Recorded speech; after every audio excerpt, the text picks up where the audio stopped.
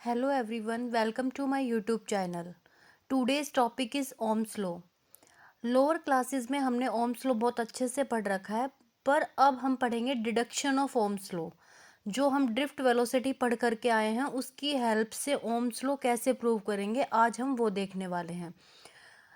It is the most fundamental law of electricity. और जो हम पढ़ कर के आए हैं वो हमने क्या पढ़ रखा है कि ओम्स लॉ क्या स्टेट करता है। ठीक है, इस टाइप का कुछ रिजल्ट हम पढ़ कर के आए हैं।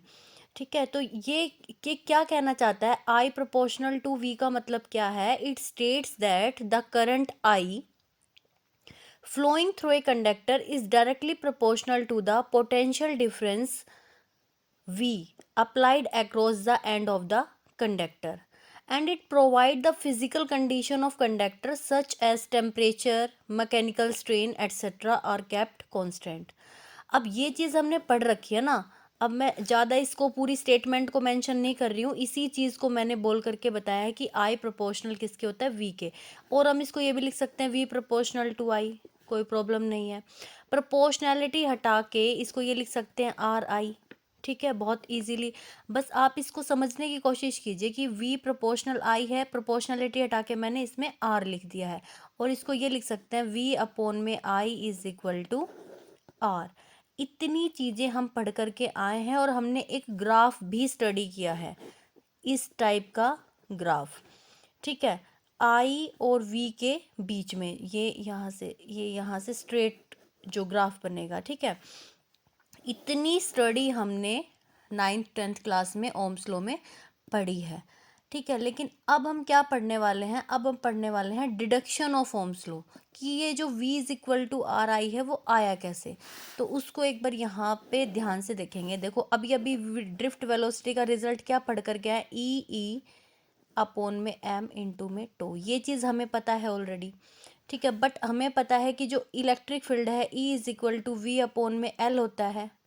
Then therefore V D is equal to, यहाँ से ई की वैल्यू इसमें पुट करेंगे तो हमें क्या मिलेगा, ई वी अपॉन में एम एल टो। ये रिजल्ट हमें मिलेगा। उसके बाद हमें पता है कि I is equal to A N E V D होता है। ये रिजल्ट हम पढ़ करके आए हैं। यहाँ से जब आई को हम और मॉडिफाई करेंगे, इस वी डी की वैल्यू इसमें पुट करेंगे तो हमें मिलेगा A N E V upon में एम एल इंटू में टो। और इसको सिंप्लीफाई करेंगे then we get A N E square tau upon में एम एल इंटू में क्या आ जाएगा, वी। ठीक है, अब इस टर्म को, ठीक है, जो हमने ये टर्म, ये हमारा आई के बराबर चल रहा है और हमें क्या चाहिए, v is equal to R I. हमें ऐसी कंडीशन रखनी है कि v is equal to R I आ जाए। तो हम क्या करेंगे, इस पूरे फॉर्म को r एज्यूम करेंगे तो r यहाँ से आ जाएगा एम एल अपॉन में ए एन ई स्क्वेयर टो।